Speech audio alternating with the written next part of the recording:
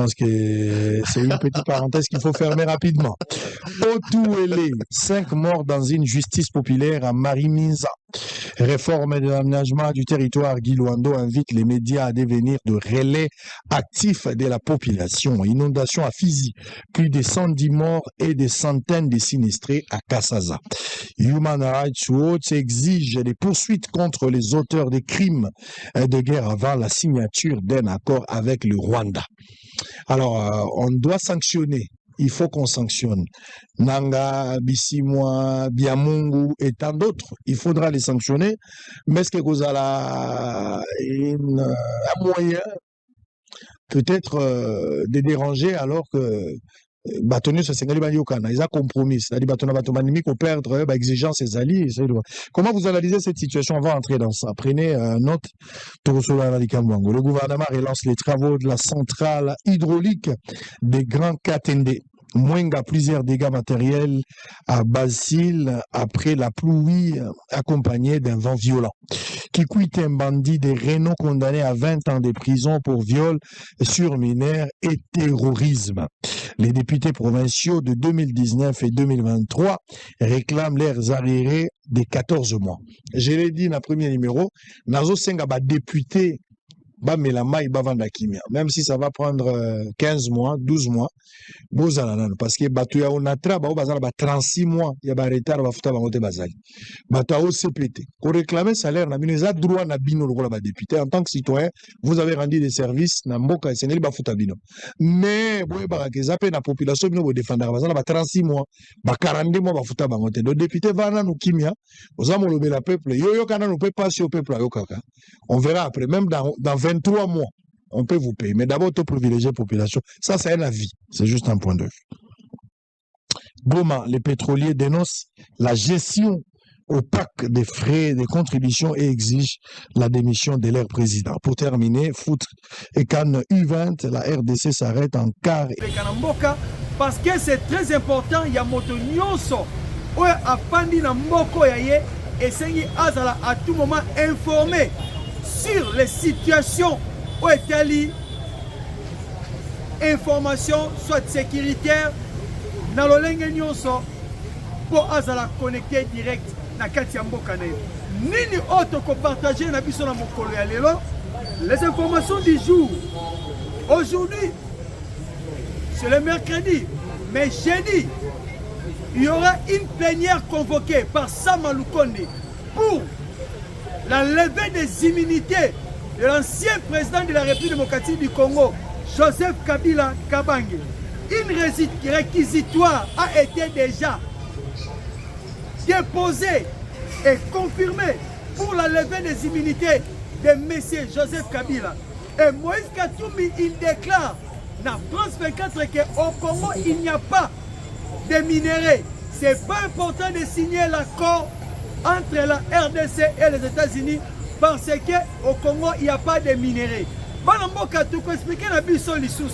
Est-ce que Katumbi réfléchit ou il ne réfléchit pas? Est-ce que Katumbi est intelligent ou bien est intelligent? Autre information, Wander bloqué, suspend ses vols entre Bénin, Nigeria et Congo-Brazzaville. Pourquoi? Suite à Katia Mozindo, il y a émission Nabiso. Constant Moutamba reconnaît à la CNRS d'ouvrir un compte pour la société Sion, pour la construction. Il y a prison, il y a Kisangani. Pour la Soumakamboza show. Na Mozindo, tu peux expliquer biso. Oh, il y a Ebele et Pandisami Nakati Wana. Président de la République démocratique du Congo, Félix Antoine Tshisekedi Tshilombo. Félix Tshisekedi Tshilombo a visité une société de production de permis de conduire. Aujourd'hui, la RDC sera dotée d'un permis de conduire au Kozanapis, dans les normes internationales. Voilà la bonne gestion de la République démocratique du Congo. Banamboka, autre information, et elle va sujet autre pour partager. Bon liker, bon commenter, bon s'abonner. Massivement sur votre chaîne. le gouvernement rwandais est prêt à saper, à nier, à refuser de signer des accords de paix avec la RDC. Pourquoi dans le Bongo? Pourquoi il y a développement awa?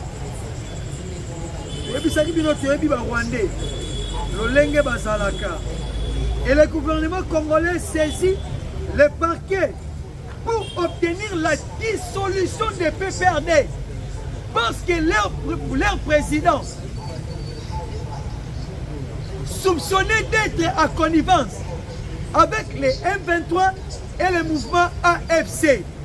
Et le premier ministre, pour en finir, le premier ministre plaide pour la situation sociale, économique. Il y a vie, il y a peuple congolais. Merci Nabiso. Donc, côté si on a développement, il y a Oetali Bassigé Nabiso. Balamboka, tout le monde a des réquisitoires outils pour passer à la Sénat Nabiso pour la levée des immunités du sénateur à vie Joseph Kabila Kabange. Peuple congolais, Sama Lukonde a s'est racheté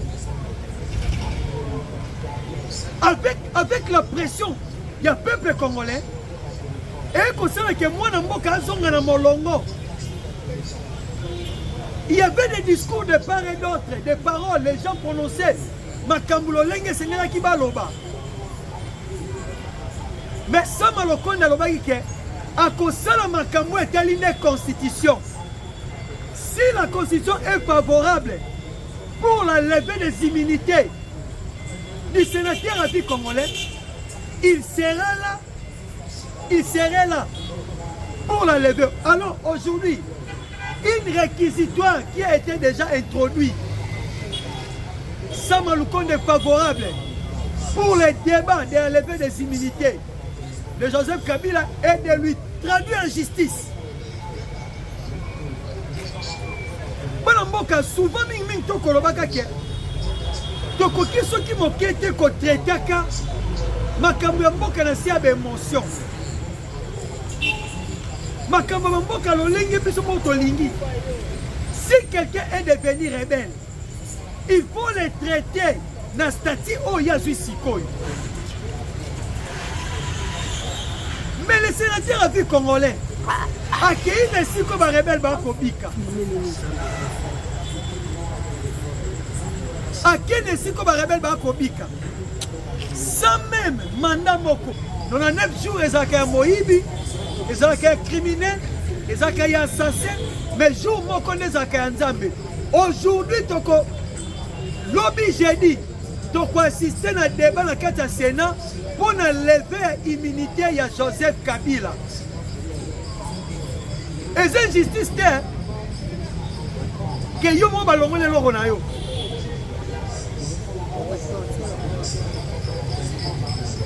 Kabila croyait que ce pays lui appartient. Mais aujourd'hui, tu peux assister à un débat. Sama Lukonde a un voix moko na kati ya Sénat pour na comporter lever l'immunité à Joseph Kabila. To sengi siko na ba sénateur. Bino to benga ka ba sage de la République. Et sengi le moto mona bino sko kokota na logique ou est normal, ou est sérieux. Kabila doit répondre à ses actes dans ces pays. Dossier Chebea. Kabila Zana 4. Dossier Bukangalonzo. Kabila Zana 4. Mais dossier Oba Kolongolais immunité, Banamboka Eza Makambo Etali, appareil sécurité, il y a République démocratique du Congo. Voilà. Ni mwana tina wezali ya bobenga mina ye ya kolongola pardon biloko ebatela kaye na Sénat congolais. Tous les casques qu'on était poussé information. Moïse Katumbi sur France 24. Alors oui, na Congo minerai ezalakate. C'est pas important. États-Unis a signé accord Nabiso. Parce que la République démocratique du Congo, il n'y a pas de minéraux. Les minéraux n'existent pas. Nous, c'est ceci-là. Peuple congolais. Nabandeli, peuple congolais. Yabisaki, peuple congolais. Nakanisi bino mopesika bozali. Pour comprendre que Moïse Katumbi c'est un démon total, un bourrique d'État. États-Unis a signé accord national. Et puis, ouais, mais est-ce à qui qu'on soutenir lié? Na Congo minéraux à la gâté. Peuple congolais. Na yoki anga zolo bangala ngongo la mituni. Kweza anga bakanja to ndengeni.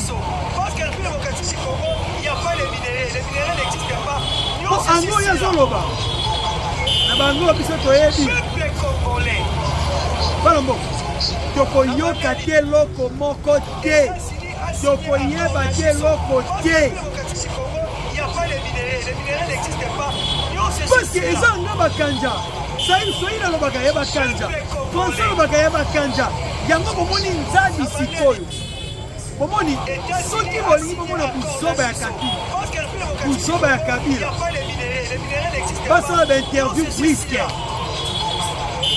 Ne bongo mona banzadi oyo babetaka. Nzoka nde komona nzadi oyo Katumbi abetezani.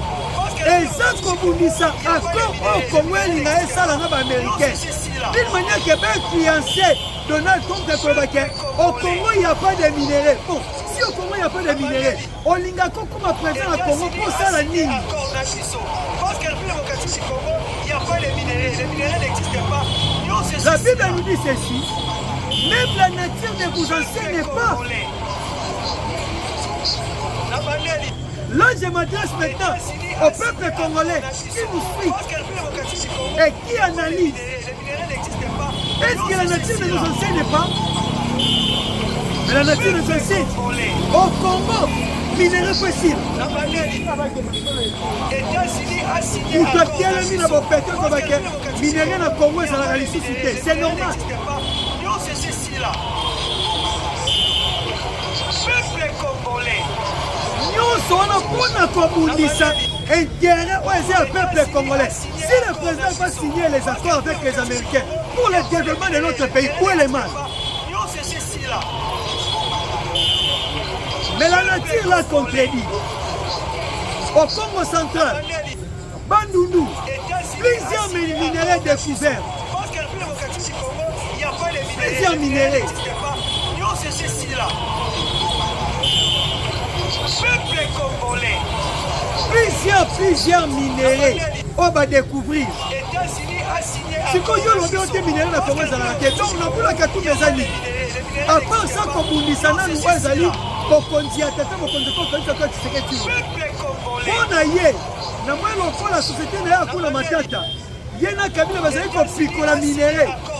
Réserve iranienne on va mettre batikala na katanga bayaka ba pikola ka yango bakie ba tekeli ba coréen ba tekeli ba chinois ba tekeli ba russe na pona ba ka minéral na minute ne ba pinola ka wa c'est si là. États-Unis a signé accord national. Mais tandis que plus loin la guerre est imposée pour la guerre économique.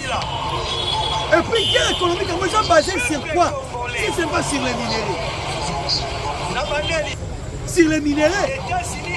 Mais moi, mon bali moko tete ya batu moko aboti courage ya kokosaka bato nyonso otie na Congo. C'est important que to signer accord na ba américain parce que na Congo minéraux ezala sous-soutien. Bana mboka Congo nanu mabele na eza richesse. Mabele ya Congo et richesse. Congo ba calcaire eza mabango esalaka ciment en bifurcation. Congo doit na mai ebele pour eza richesse et plus loin encore ba vrai tourbière. Ba vrai tourbière. Et c'est quand na Congo. Si on achète ya solo ezala na Congo. Congo eza na zamba, zamba Congo eza richesse. Na kata zamba Congo to bimisaka café. Café o eza non, on va la minérale la dernière ma casse au Congo.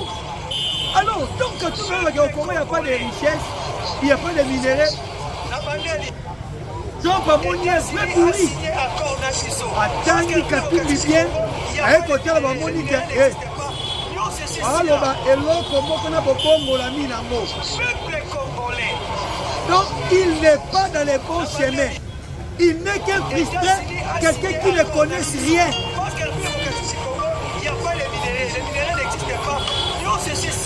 Voilà maintenant. Ouais, ils ont ça là qui est. Bah, il n'y a plus ça pour moi de ma tente.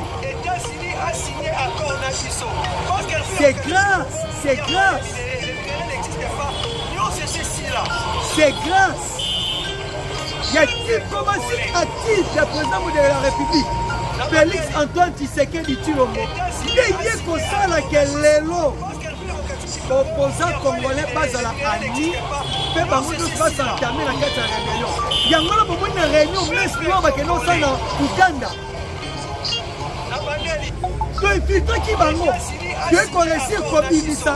C'est trop parce qu'il y a comment éliminer les chefs de l'État. Et comment progresser dans la rébellion.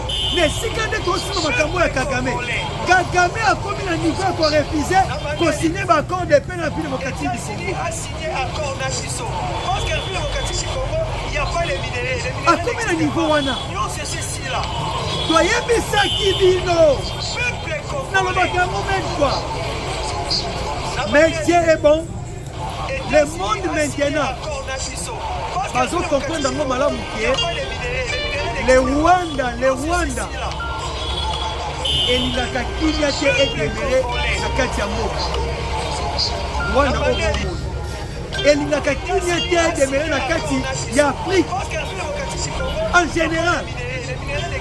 Rwanda est l'autre niveau pour le dialogue est ça bien belé, pour parler ça bien belé, mais ça peut aboutir à rien. Et ça peut aboutir à rien. Mais au moment où il va communiquer à Bazin à bout, on va communiquer à la deuxième réunion à Kigali. Il y a il faut que moyen pour récupérer. Pas moyen pour récupérer. Donc, si tu veux, dans mon humanisme, pas moyen pour récupérer. Non, qui mais aujourd'hui, nous avons compris qu'il faut que la République ait les mêmes options sociales. Ce que moi j'ai compris, pour en finir avec les Rwandais, il faut imposer la guerre. Parce que l'autre va rebelle, c'est difficile, sans bénéfice de Bango. Pratiquement la facile. Parce que les Rwandais ont compris que ne va pas parler de ce la diplomatie agissante. La diplomatie offensive active de la République démocratique du Congo. Et ça, les colons à Bango. Et ça, les colons à Bango. Donc, ceux qui vont continuer les négociations chaque Ekosenga. Bango va négocier pour sa faiblesse. Il faut continuer la question. Et que si on va perdre, je m'excuse. Il y a un moment où on dit, le quoi tu as dans le aussi aujourd'hui. Tu as entamé, tu as récupéré un ndambo na biso, selon résolution réunie na bango ya Rwanda. Comme ça, va récupérer terre Rwanda. Va récupérer ma belle Rwanda. Mais pas en Mboka. J'ai dit et je répète, la République démocratique du Congo restera un et indivisible. Restera un et indivisible. Ce pays ne sera jamais balkanisé. Moyennement, ce rebelle et Simbaté. Et pour les contrer, les contingents belges, les commandos qui étaient à Kindu, on fait des alertes descente à Kisangani pour, premièrement, former nos commandos et puis entrer en action pour éradiquer tous les Rwandais qui sont au Congo. Plusieurs jeunes Congolais arrêtés. bakie na bango na Kiseni koboma bango bamosusu bakie na bango bakotisa bango bapesa bango formation ya makasi bakomisa bango barebele lokola bango ndenge bazali sikoyo nanga yo lobi kimia eza na koma masasi ebetaka te bageno bakangi wana mpe ba FDLR oyo babenga bango ba FDLR est-ce qu'ils sont de FDLR précisément na Mugunga omona te ozomona te bawande baoyebisa yo boye nanga omoni ndenge Juvenal wana babomi vice-gouverneur chargé ya finance na Sud Kivu oyo bino botiaki balobaki yo nde chef otiaki vice-gouverneur omoni nde babomi ye baoyebisa yo deja ke nanga sono yango nde kozala sono yango nde kozala bana mboka Wanda comprendre qu'avec la diplomatie active de la RDC, il est bloqué. Il est bloqué comment? Voire même aujourd'hui, Wanda a suspendu ma vol naïe. Wanda a suspendu ma vol naïe. Précisément, na Congo Brazzaville, a suspendu vol Moussoussou, na Nigeria, a suspendu vol Moussoussou, na Bénin. Pourquoi a suspendu ma vol Wana? N'enge RDC soit qui décision? Na espace aérien na biso avion Rwanda koyi koleka te soki etie makolo nango to libumu na yango na espace aérien na biso tokoabatre yango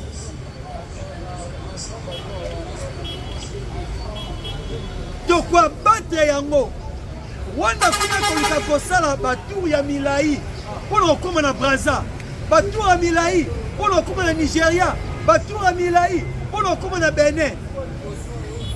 Et semble bango score difficile. Bayo qui sont été à travers porte-parole na bango Yolande ba annoncé na mokili mobimba Rwanda a suspendre ba vol na ye. Donc na minute vol ya Congo Brazzaville Rwanda eza souté. Nigeria eza souté. Benin Rwanda eza lisusu te. Nyonso ekatani. Bloc. Et si tu comprends que moto yango ali moto malonga te yango moni ba ko utiliser ba soba na ya Congo siko Pierrot Luango a côté la bango lelo ba lukeli bango alors bina bango boy soki to signé accord na ba américain mabeza wapi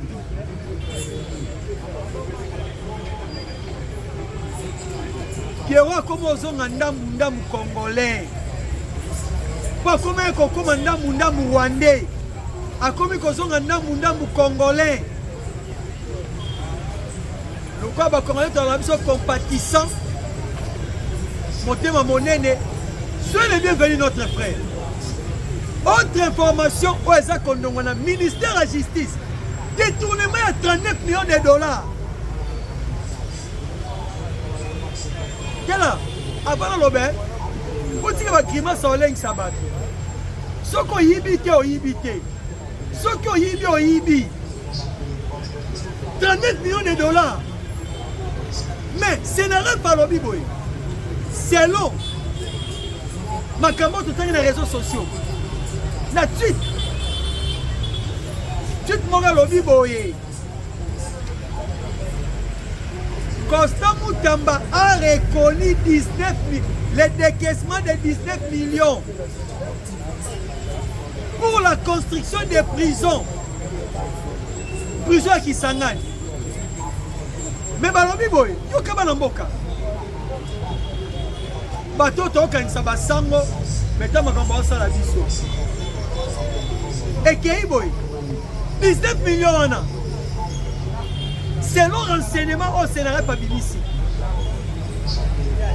Société où il y a kotonga yango. Société Zion. La société Zion wana. Ba fongola ki compte moko na au banque na compte à société wana Zion. Pour tonga prison qui sangani. Mais prison ngo tire et c'est le matin 19 millions et mon anité. Balamboka. Même ce qu'il a besoin que la justice soit faite. Constant Moutamba, il faut que la vérité, oyo kobima, nesika oyo wana. Pour citer, le gouvernement congolais a saisi le parquet pour obtenir la dissolution du PPRD parce que leur président est devenu ce qu'il est. Il est maintenant qui rebelle.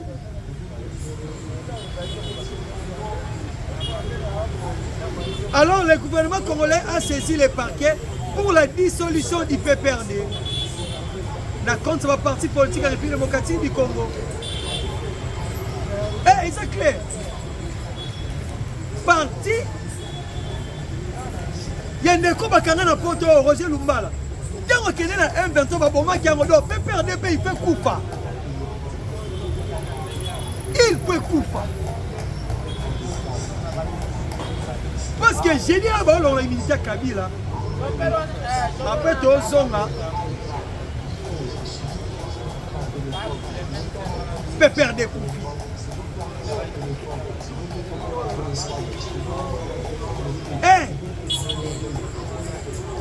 Président de la République, à bientôt la RDC sera dotée. N'a pas permis de conduire OESA. N'a pas standard international. Hier, à Kenya, qu'on visitait société où qu'on produit, pas permis de conduire. Oya Sika et Kotika la libella na République démocratique du Congo. Et puis pour citer maintenant, la première ministre Judith Toulouka Souminoa a plaidé pour la vie sociale ou économique du peuple congolais. Nene si qu'on a expliqué biso, le ministre de l'économie, a kosala mosala lengo esengeli. Soufati, parmi les 3 ministres de l'économie, Akasia Bondubola, Yami Balé, Ezalaki Ndeko Oyo, Jean-Marie Semtoba, Jean-Marie Youma, 4 ministres, PK, Moukoko Samba. Moukoko Samba a le seul ministre de l'économie. Oyo, premièrement, depuis à comment l'économie a stabilisé le dollar. Et puis Moukoko Samba a Moutoyo. Bakolo conception. Il y a macroéconomie.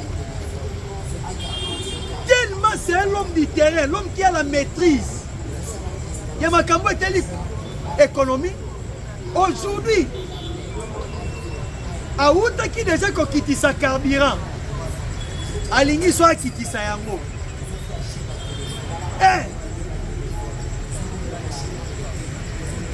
Un ministre qui sait comment jouer les jeux.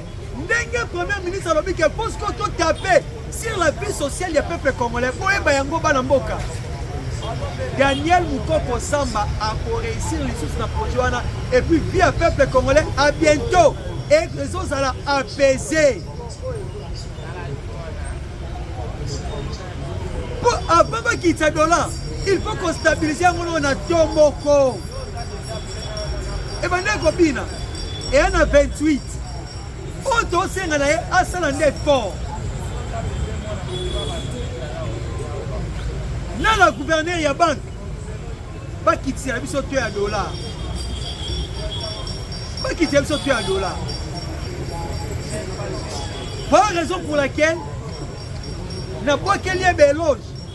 Dans mon salon, madame, notre ministre de l'économie, Daniel Moukoko Samba.